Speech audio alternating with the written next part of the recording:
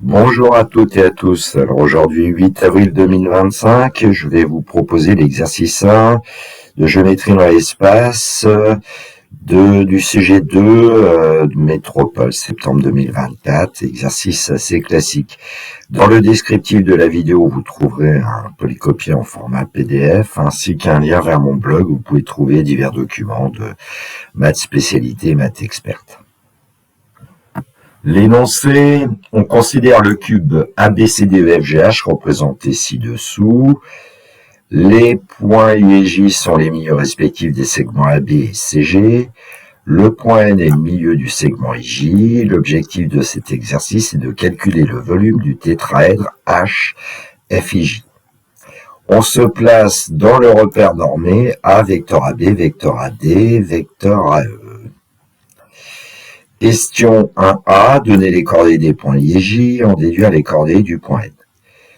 Question B, justifier que les vecteurs IJ et NF ont pour coordonnées respectives vecteur IJ a pour abscisse 0,5, coordonnée 1, code 0,5, et le vecteur NF a pour coordonnées 0,25, moins 0,5, 0,75. Petit c, démontrer que les vecteurs IJ et NF sont orthogonaux. On admet que NF égale racine de 14 divisé par 4. Question D, on déduire que l'aire du triangle FIJ est égale à racine carrée de 21 divisé par 8. Question 2, on considère le vecteur U de coordonnées 4, moins 1, moins 2. Petit a, démontrer que le vecteur U est normal au plan FIJ.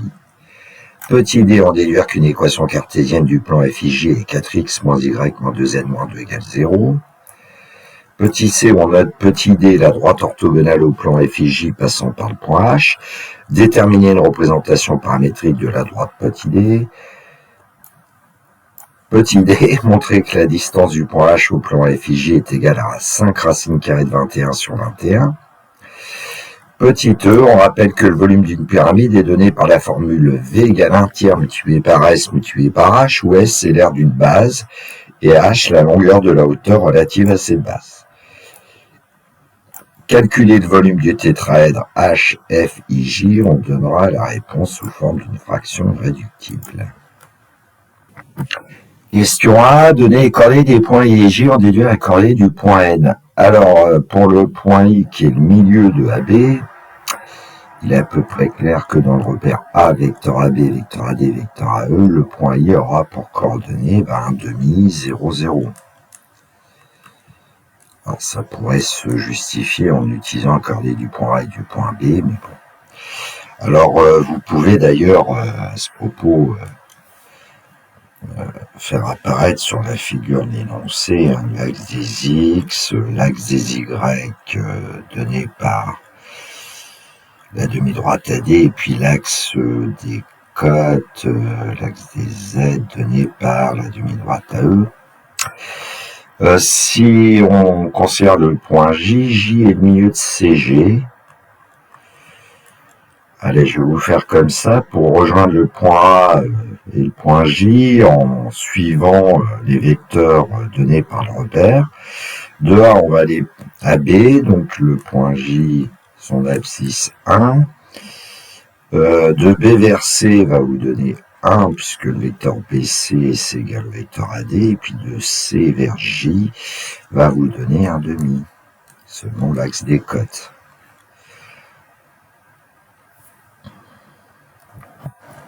Alors maintenant, pour les coordonnées du point N, on sait que c'est le milieu du segment IJ, on connaît les coordonnées des points I et J, on connaît d'après le cours l'abscisse du point N, c'est l'abscisse du point I, plus l'abscisse du point J divisé par 2, on peut appliquer cette formule. On va obtenir,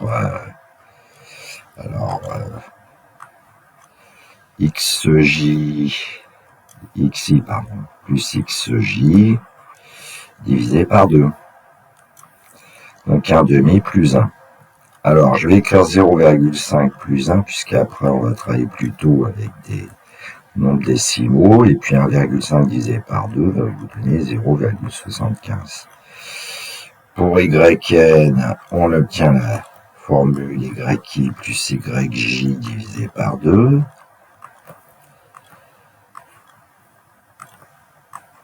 Et donc, ça va nous donner 0 plus 1 divisé par 2. C'est-à-dire 1,5, soit encore 0,5. Et puis pour la cote du point N, on va dire que c'est la cote du point I plus la cote du point J divisé par 2. Et donc on va obtenir 0 plus 1,5 divisé par 2, que je vais écrire 0 plus 0,5. Et donc on va obtenir 0,25, ce qui fait que le point N a pour coordonnées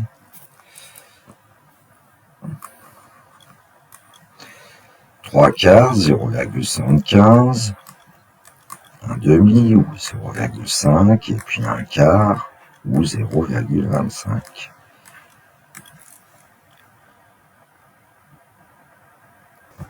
Question 1b justifie que les vecteurs J et Nf ont pour coordonnées respectives vecteur J égale a pour coordonnées 0,5, 1, 0,5 et le vecteur Nf a pour coordonnées 0,25, moins 0,5, 0,75.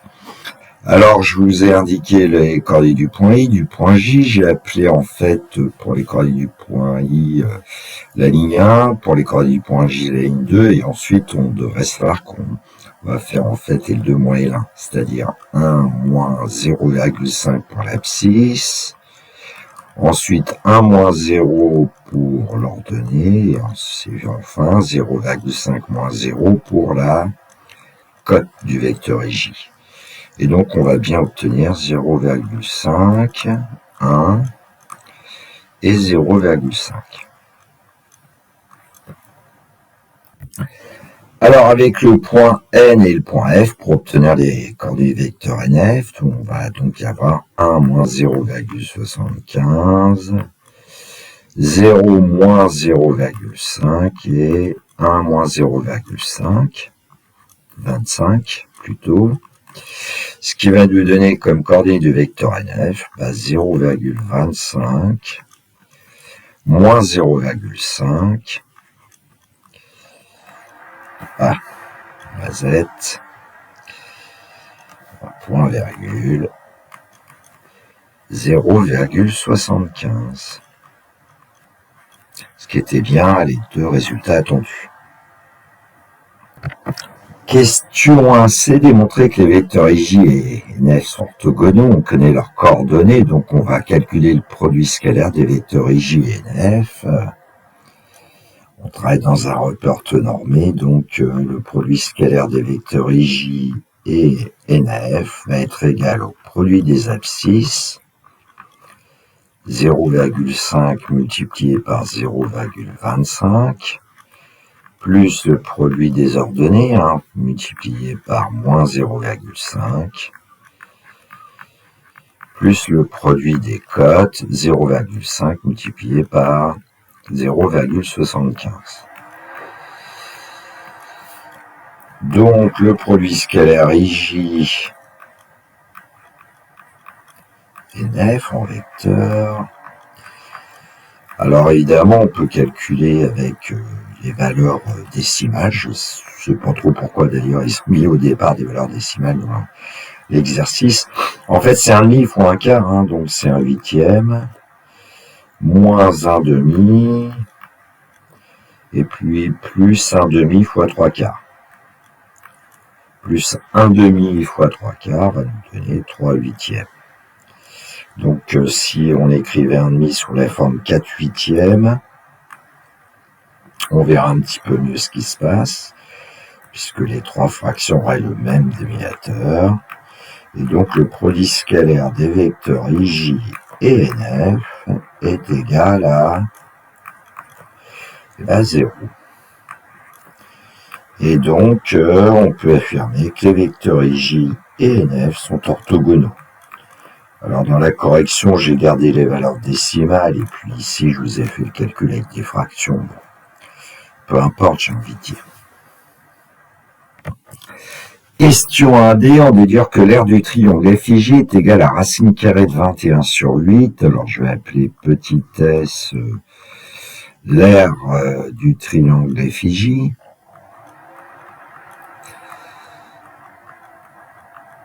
Alors nous savons que le vecteur NF est orthogonal au vecteur IJ, donc en fait NF c'est la hauteur issue du sommet F dans le triangle IFJ. Alors une petite remarque, comme N est le milieu de IJ, la droite NF c'est la droite perpendiculaire à la droite IJ passant par son milieu, donc NF c'est la médiatrice du segment IJ, ce qui veut dire notamment que FI est égal à FJ. Alors on aurait pu le démontrer avec la figure que nous avions que FI égale FJ, ce qui aurait donné un triangle FIJ isocèle en F. Bon, bref, comment calculer S? On sait qu'on prend un demi multiplié par une base. Ici, on va choisir IJ et puis on va multiplier par NF. Alors, dans l'énoncé, on admettait la valeur de NF. Alors, on a besoin de connaître, en fait, la longueur IJ. Mais nous, on connaît le vecteur IJ. Alors, les coordonnées du vecteur IJ, c'est 1,5, 1,5. Donc, on sait qu'à ce moment-là, la distance IJ au carré, c'est l'abscisse du vecteur IJ au carré, plus l'ordonnée du vecteur IJ au carré, plus la cote du vecteur IJ au carré. Donc, on va obtenir IJ carré égale 1 quart, plus 1 qu'on va écrire 4 quarts, puisqu'on va avoir comme dénominateur 1 quart, ce qui fait que IJ carré va être égal à 6 quarts, autrement dit, on peut dire aussi 3 demi. Bon, je vais laisser 6 quarts pour l'instant, après tout. Et donc, on connaît la distance IJ, elle vaut racine de 6 sur 2.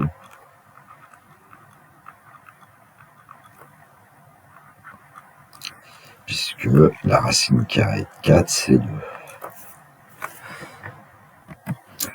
Donc S étant égal à 1 demi multiplié par IJ multiplié par NF, ça nous donne 1 demi multiplié par racine carrée de 6 sur 2 multiplié par racine 14 sur 4. Alors on va mettre le dénominateur 2 fois 2 fois 4, ça fait 16 à mazette 16. Et puis le numérateur, on peut écrire racine de 6 sous la forme racine de 2 fois racine de 3, et puis racine de 14 sous la forme racine de 2 multiplié par racine de 7, ce qui va nous permettre de remarquer que nous avons racine de 2 multiplié par racine de 2, ça fait 2, donc le dénominateur va devenir 8. Et puis au numérateur, racine carrée de 3 multiplié par racine carrée de 7, ce qui va bien nous donner S égale racine carrée de 21 sur 8. Bon, il y a d'autres façons de faire ce calcul, j'ai pas dû faire la même chose dans mon corrigé. Voilà.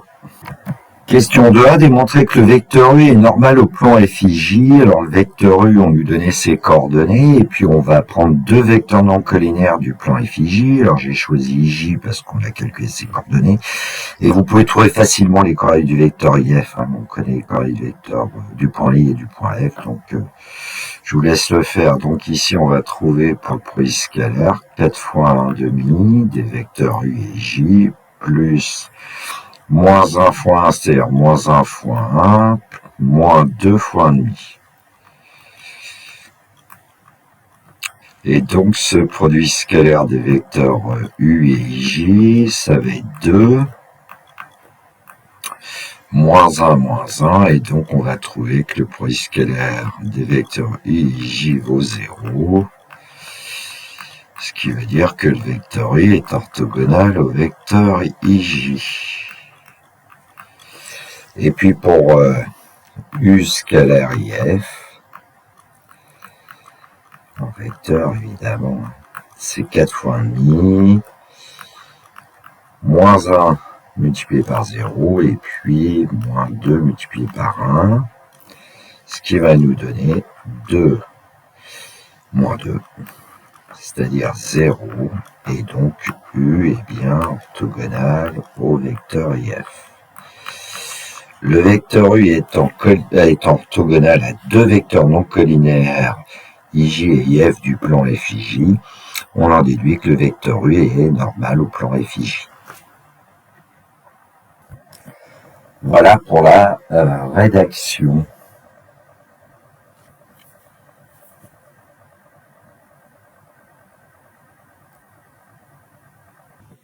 Question 2b, en déduire qu'une équation cartésienne du plan FIJ est 4x moins y moins 2n moins 2 égale 0. Alors le plan FIJ a pour vecteur normal U, deux coordonnées 4, moins 1, moins 2. Ensuite, ce qu'on va dire, c'est que le plan FIJ passe par un certain point. Alors, on a le choix entre FI et J. Bon, je vais prendre le point F, dont on connaît les coordonnées. 1, 0, 1, si mes souvenirs sont bons.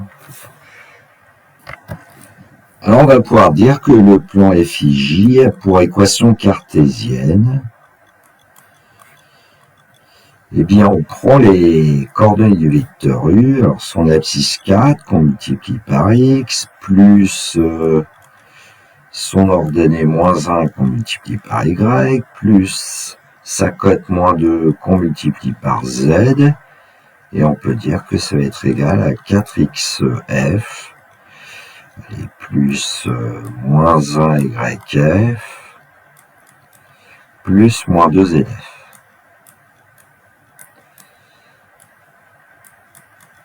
Et donc, le plan FIJ aura pour équation cartésienne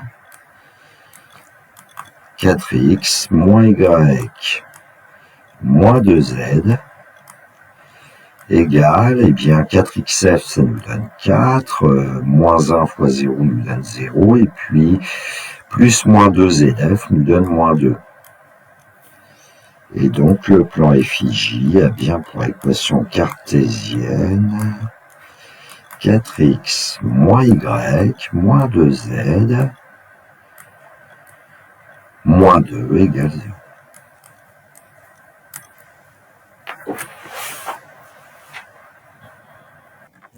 Question 2D, on note petit d la droite orthogonale au plan FIJ passant par le point H, déterminer une représentation paramétrique de la droite D. Alors je vais quand même rappeler que comme la droite D est orthogonale au plan FIJ et que U est un vecteur normal au plan FIJ, on peut à ce moment-là dire que la droite D a pour vecteur directeur U.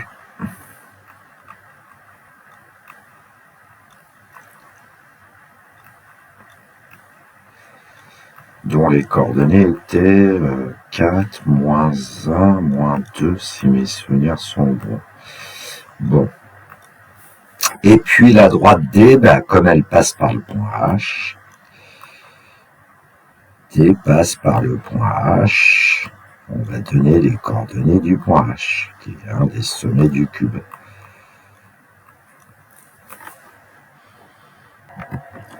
Zéro, 1, 1. Alors, d'après le cours, on peut dire du coup que D a une représentation paramétrique de la forme x, y, z égale xh, yh,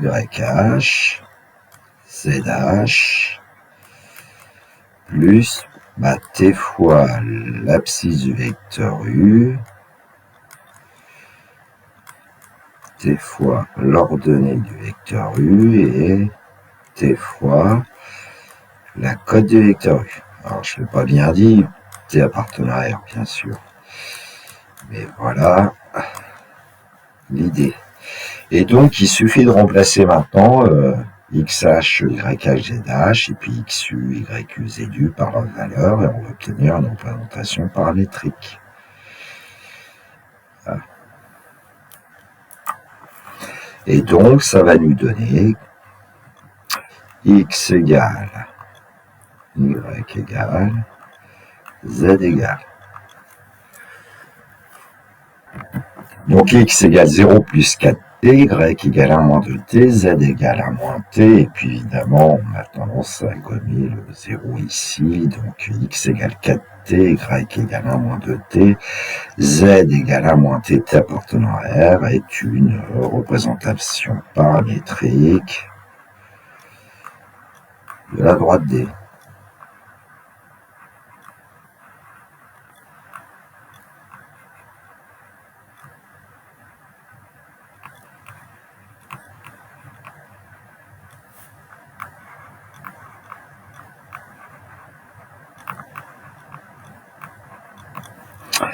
Voilà. Question 2D, montrer que la distance du point H au plan effigie est égale à 5 racine carrée de 21 divisé par 21. Alors si on considère le point K, proche orthogonal du point H sur le plan effigie, on cherche en fait la distance HK. Donc si on représentait voilà, deux vecteurs directeurs de effigie, on aurait un angle droit ici et ici. Bon. Alors, ça veut dire que le point K, lui, il appartient au plan effigie, mais il appartient aussi, en fait, à la droite D, parce que la droite HK, c'est la droite D.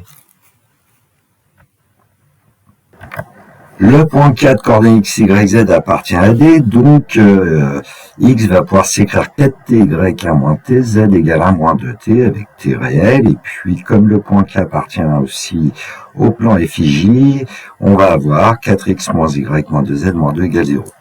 Alors ici, on part de l'équation cartésienne qu'on connaît, et on va remplacer X, Y, Z en fonction de T, ce qui fait qu'on n'aura plus qu'une équation avec une seule inconnue qui sera petit t. Donc 4x, bah, ça va nous donner 4 fois 4t, 16t, moins y, donc moins 1 plus t, moins 2z, moins 2 fois 1 moins 2t, donc moins 2 plus 4t. Alors là, j'ai été rapide dans mes calculs, sinon vous le faites tranquillement.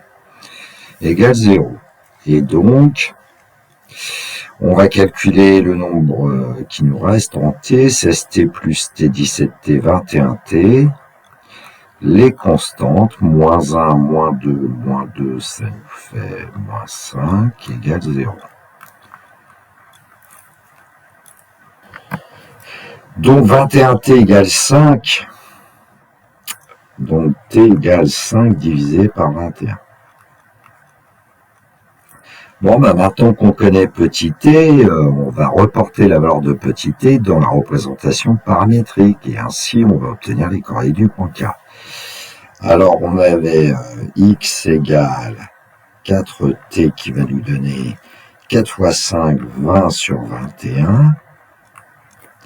Ensuite, y égale 1 moins t qui va nous donner 21 sur 21 moins 5 sur 21, 16 sur 21.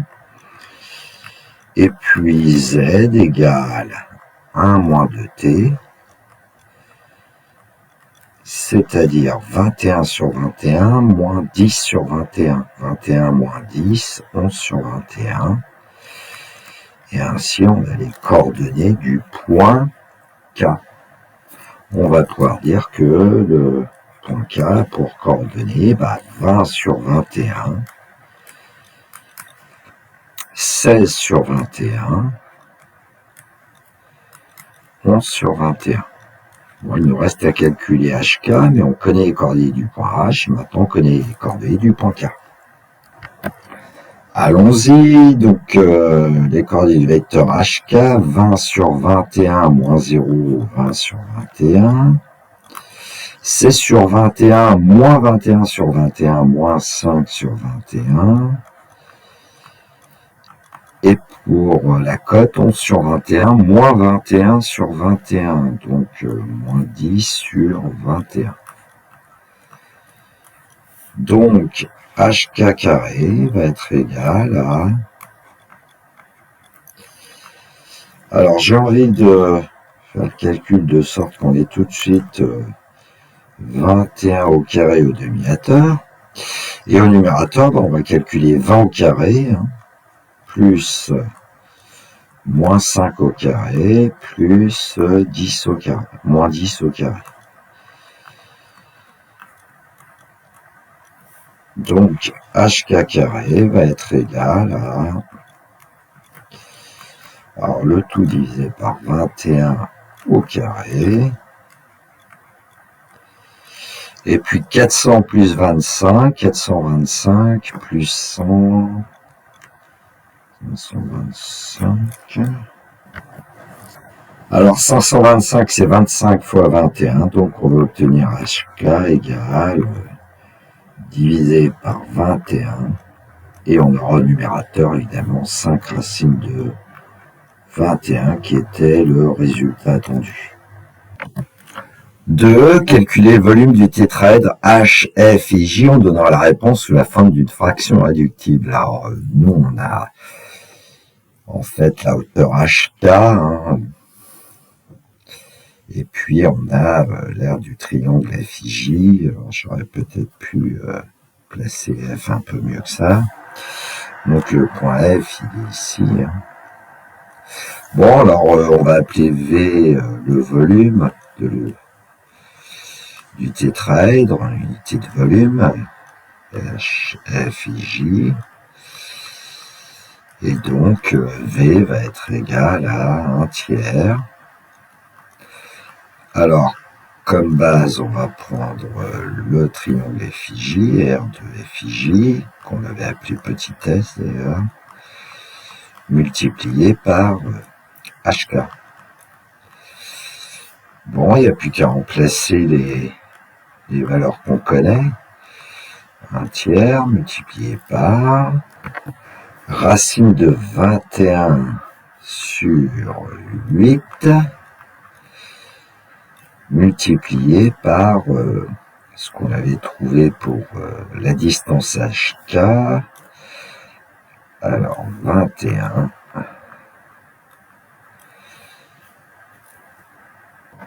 au numérateur 5 racines carrées de 21. Alors, il y a des simplifications qui vont intervenir. Bon, je vais barrer, c'est pas très joli dans notre papier, mais racine carrée de 21 multiplié par racine carrée de 21 va se simplifier avec 21. Et donc, il va nous rester, il va nous rester petit v égale 5 sur 3 fois 8, c'est-à-dire 5 sur 24, et on a bien écrit le volume sous forme d'une fraction irréductible. Voilà, cette vidéo est terminée pour moi. Si vous appréciez mon travail, un pouce levé m'encourage. Merci à ceux qui le font. Bon, parfois j'ai aussi un pouce baissé. Bon, je préfère avoir un petit message de toute façon. Prochain épisode, je vous corrigerai l'exercice 2 de ce sujet 2 de septembre 2024 métropole. Il me reste à vous souhaiter une très belle journée. Surtout, prenez bien soin de vous et que la force soit avec tous les étudiants. Il me reste à vous dire le classique. Au revoir.